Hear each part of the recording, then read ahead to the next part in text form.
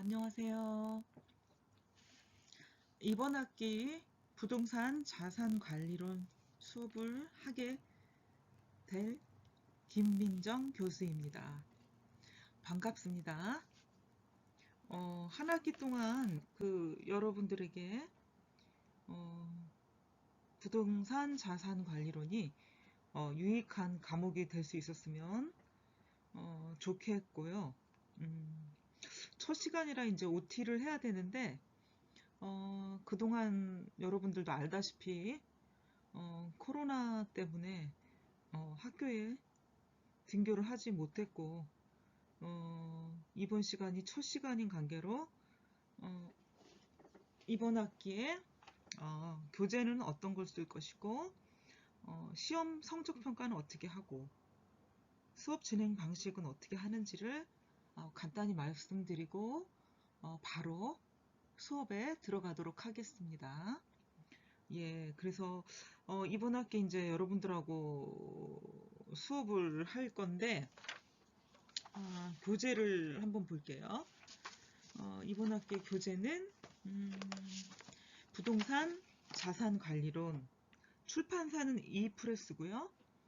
지은이는 김지연, 심영석, 임세훈, 정성훈, 공저로 되어 있거든요. 그래서 이번 학기는 이 교재로 할 건데 여러분들이 좀 더 심층적으로 공부를 하거나 교재는 내가 꼭 필요하다 이런 학생들은 반드시 구매를 해서 공부를 했으면 좋겠고요.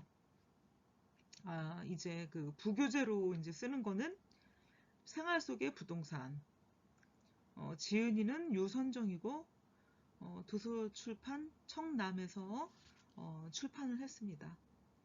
또 한 가지 더 쓰는 부교재가 있는데 부동산 조세법, 저자는 민태욱이고요. 출판사는 부연사입니다. 예, 이렇게 해서 이번 학기 수업 교재는 이만 소개를 마치겠고요. 성적 평가 방법을 말씀드리겠습니다.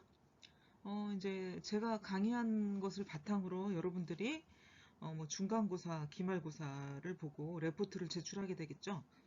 예, 그래서 이제 그 기말고사, 중간고사의 이제 프로테이지 비중은 얼마, 레포트는 얼마, 출석은 얼마, 그다음 뭐 기타 발표나 다른 내용을 가지고 얼마, 뭐 이렇게 설정을 했는데요. 중간고사는 25%가 들어갈 것이고, 기말고사 25%, 출석 20%, 레포트 20%, 기타 다른 발표나 뭐 기타 다른 사항을 가지고는 이제 10%로 성적 배열을 할 것이고요. 이걸 바탕으로 이제 학기 말 성적이 산출이 되겠습니다. 그리고 수업 진행 방식은 주로 교수 강의로 이제 진행이 되는데, 제가 또 특별하게 질문을 한다던가 발표를 시킨다던가 이럴 경우도 생길 것으로 보입니다. 가장 중요한 것은 여러분들이 수업 시간에 얼마나 집중해서 초롱초롱한 눈으로 수업에 임하느냐에 따라서 조금씩 달라질 상황들이 생길 것이라고 봅니다. 예, 그래서 자세하게 말하기보다는 이런 방식으로 한 학기 수업을 진행할 거다 여러분들한테 알려드렸고요. 부동산 자산 관리론이라는 이 과목이 결국은 어떤 과목이다 전체적으로 설명을 간략하게 하고 바로 교재 내용으로 들어가도록 해보겠습니다. 부동산 자산 관리론, 말 그대로 부동산을 그 다음에 자산을 관리하는 게 우리가 이번 학기 배우는 부동산 자산 관리론이라는 학문 분야가 되겠죠. 그래서 부동산 자산 관리라는 게 부동산을 소유하고 있는 사람들이 자신의 부동산 자산을 전문 관리인에게 맡겨가지고요. 운영하도록 만드는 거다. 그럼 부동산 가치를 더 높여주기도 하고 임대 수익을 더 높게 받아줄 수 있는 전문가들에 의해서 운영이 되는 게 이제 관리라고 할 수가 있는 거죠. 예, 그래서 부동산 관리에는 부동산 관리가 있고 이제 그 분야 중에 세 가지로 나눌 수가 있어요. 시설 관리, 재산 관리, 자산 관리. 예, 그래서 범위가 시설 관리는 단순하게 청소를 한다던가 공용부의 어떤 시설을 관리해주는 역할. 그리고 부동산 관련 재산 관리는 시설 관리와 더불어서 부동산의 재산적 가치를 늘려주는 거. 세 번째 AM이라는 자산 관리라는 거는 총괄을 하는 거예요. 종합 관리. 그러니까 그 부동산 소유주의 자산이며 부채며 종합 관리를 하면서 자산의 어떤 금융적인 면까지 모두 관리를 하게 되는 게 자산 관리다. 그래서 시설 관리는 Facility Management. 그래서 FM. 재산 관리는 Property Management. 그래서 재산 관리라고 얘기를 하고요. 자산 관리. 가장 그 분야가 광범위하고 넓다고 볼 수가 있죠. 예, 그래서 SM 매니저먼트 이렇게 얘기를 할 수가 있습니다. 그래서 크게는 부동산 자산 관리는 어떤 거다? 시설 관리, 재산 관리, 자산 관리로 나눠볼 수가 있습니다. 예, 그리고 우리 한 학기 동안 배우는 큰 틀 중에 하나가 그러면은 이 시설 관리, 자산 관리, 재산 관리를 어떻게 할 거냐? 운영 방식이 있습니다. 그 운영 방식이 어떤 방법이냐에 따라 세 가지로 또 나누어지게 되겠죠. 내 자산이야. 내가 가지고 있는 보유하고 있는 부동산이야. 그럼 내가 관리를 해야지. 직접 관리를 하게 된다. 내가 관리하는 건 직접 관리가 되는 거죠. 그래서 대부분의 자산가들이 아주 규모가 큰 자산을 보유하고 있지 않는 한 스스로 관리를 하게 되죠.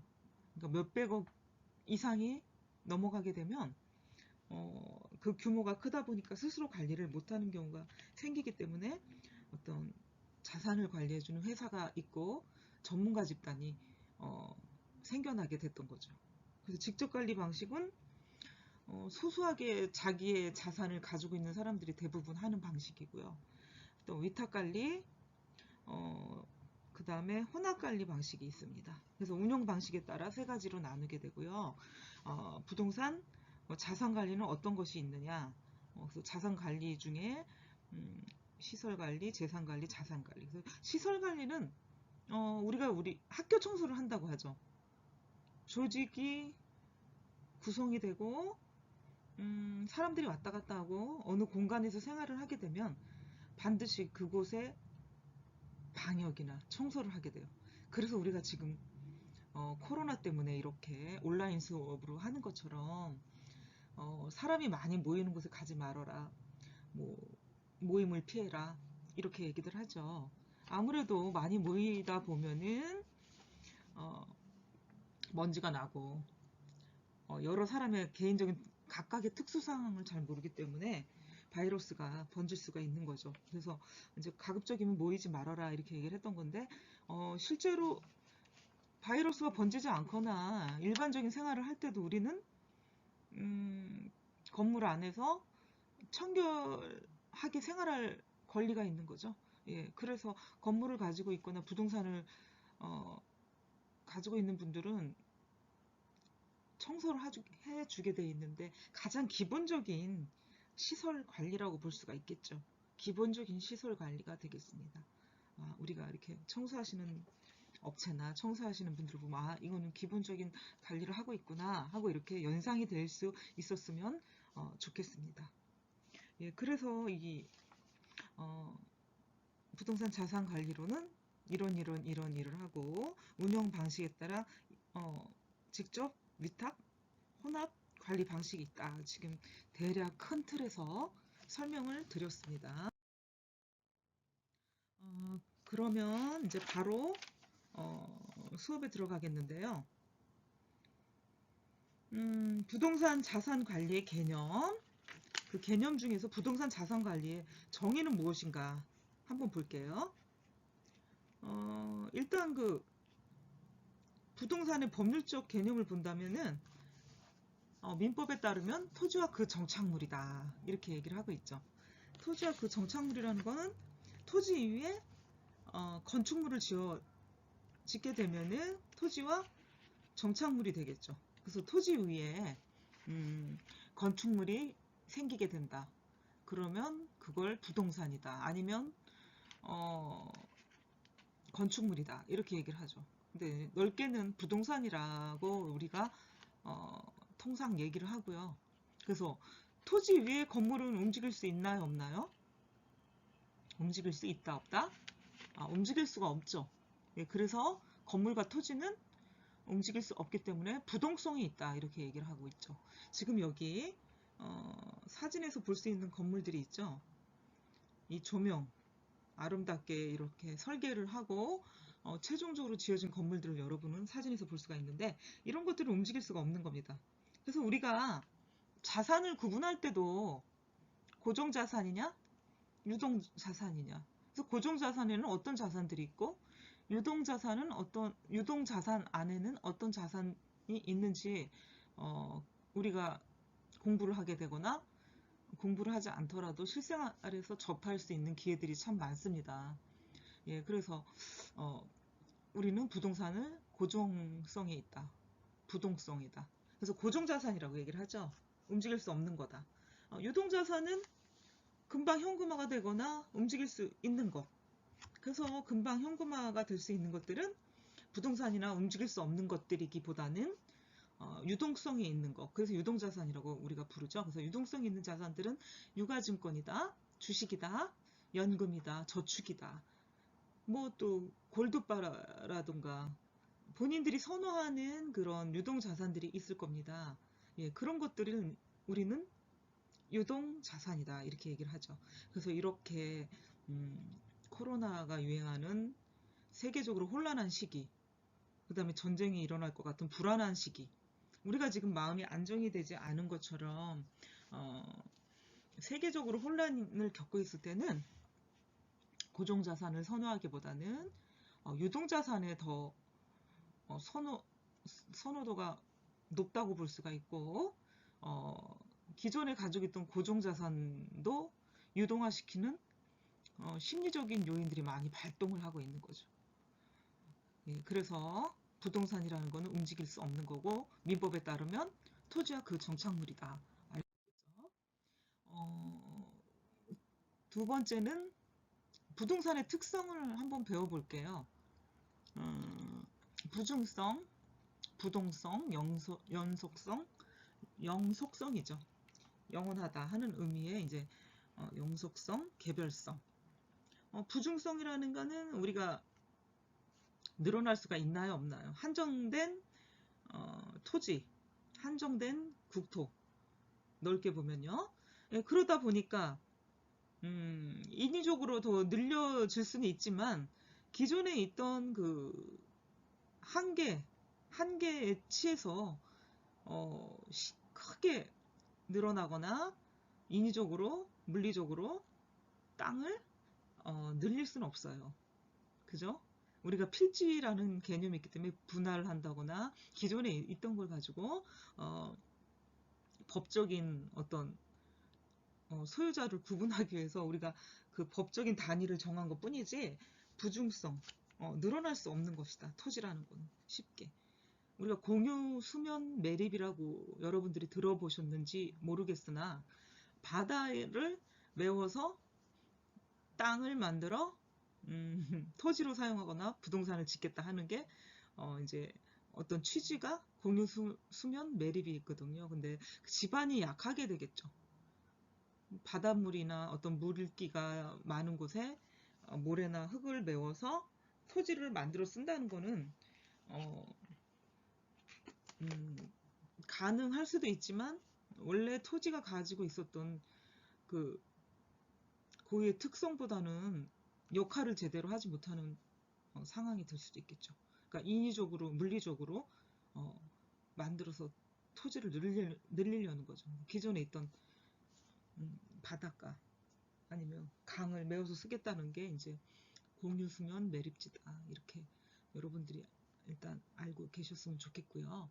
부동성은 아까 조금 전에 얘기했던 것처럼 움직이지 않는 것이다. 부동산의 특성이라는 게 연속성이라는 거, 영원하다. 영원한 건 없다고 하지만 토지는 그 자리에 항상 머물게 되죠. 우리가 태어나고 살고 죽더라도 우리 후손들은 계속 그 땅을 밟을 수 있는 거죠. 그래서 어떤 용도로 쓰던 토지는 계속 존재하고 있는 거죠. 예, 그래서 영속성이다.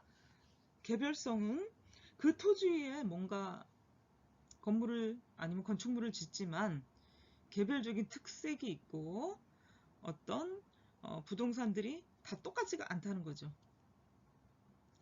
똑같은 거 있습니다, 교수님. 어떤 게 똑같을까요? 이렇게 얘기를 해서 질문을 하다 보면 아파트도 있고요, 빌라도 있고요, 다 비슷비슷하고 똑같습니다. 예, 그렇지만 그 아파트 빌라도 각 층과 동과 향에 따라 가격이 각기 다르고요. 또 세대 내부에 들어가게 되면 각자 살고 있는 사람의 취향에 따라 인테리어가 다르다거나 아니면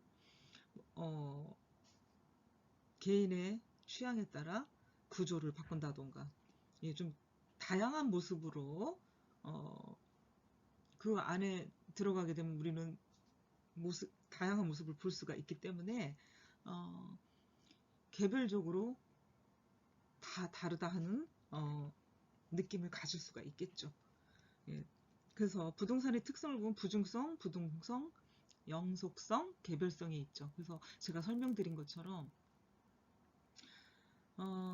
우리가 생산업체, 제조업체처럼 투하를 하면 산출이 되는 거, 그죠? 투입이 되면 산출이 되는 그런 시스템적인 관계가 아니라는 거죠. 늘어날 수 없다는 거. 토지는 그거를 얘기하고 절대량이 고정이 딱 되어 있다, 픽스되어 있다.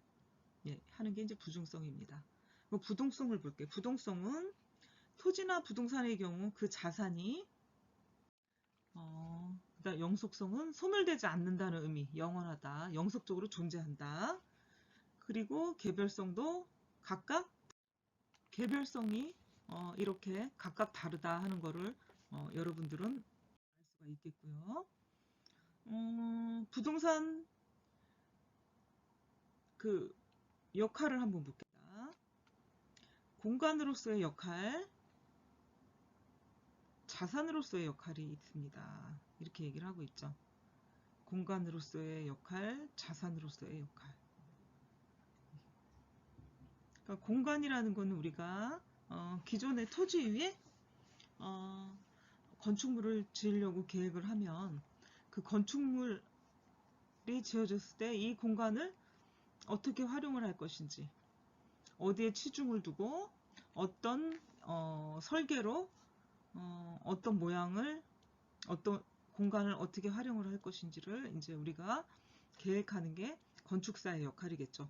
공간에 대한 배분, 공간에 대한 디자인, 이것을 건축사들이 하는 아주 중요한 역할이라고 볼 수가 있겠죠. 자산의 역할, 자산으로서의 역할을 한번 볼게요. 토지 위에 건축물이 지어지게 되고 그 건축물은 자금이 투입이 되겠죠. 건축물을 짓기 위해서 건축 자재도 사게 되고요. 또 집을 짓는 인부들도 고용을 하게 되고, 또 인부들이 오게 되면은 그 인건비가 들어가는데 그 인건비 안에는 식대도 들어갈 것이고 뭐 급여도 들어갈 것이고 뭐 여러 가지 돈들이 이제 투입이 되죠. 투입이 돼서 최종 건축물로 탄생을 하게 되죠. 그래서 이 건축물은 처음에 지어졌던 투입됐던 돈보다도 훨씬 많은 자산 가치를 올리게 되는 거죠. 그래서 이게 자산으로서의 부의 축적으로서의 역할을 하게 되는 게 부동산의 역할이다 알 수가 있겠고요. 부동산 자산 관리의 정의 중에서 요 우리가 앞에 크게 서두에서 부동산 자산 관리의 정의는 뭐뭐다 해가지고 세 가지로 얘기를 했었죠. 그래서 크게는 시설과 운영, 그 다음에 자산에 대한 관리, 세 번째는 종합 관리. 그래서 FM, PM, AM이라고 얘기를 했었죠. FM은 그냥 시설 관리를 하는 거, 단순하게 부동산 소유주의 부동산 시설 관리, 청소를 한다거나 공용부의 어떤 시설을 관리해주는 역할. 두 번째는 재산 관리. 그러니까 재산 관리를 해주고 소득이 생기게 되면 일정 부분의 어떤 비용을 사용하고 소득이 생기게 되면 그거는 이제 재산 관리자가 소득으로 얻게 되는 부분이 있죠. 세 번째는 AM, 종합적인 자산 관리를 얘기하는 거죠. 그래서 이제 이 부동산 자산 관리의 목표를 한번 볼게요. 협의의 목표가 있고 광의의 목표가 있다. 내가 부동산을 가지고 있는 건물주다, 아니면 자산가다 이렇게 얘기했을 때 누구나 마찬가지 경제 원칙에 의해서 비용을 최소한 조금 들이고 자산 관리를 해주는 거를 바라고 있겠죠. 당연히. 예, 그래서 협의의 목표로는 비용을 최소화시키는 거.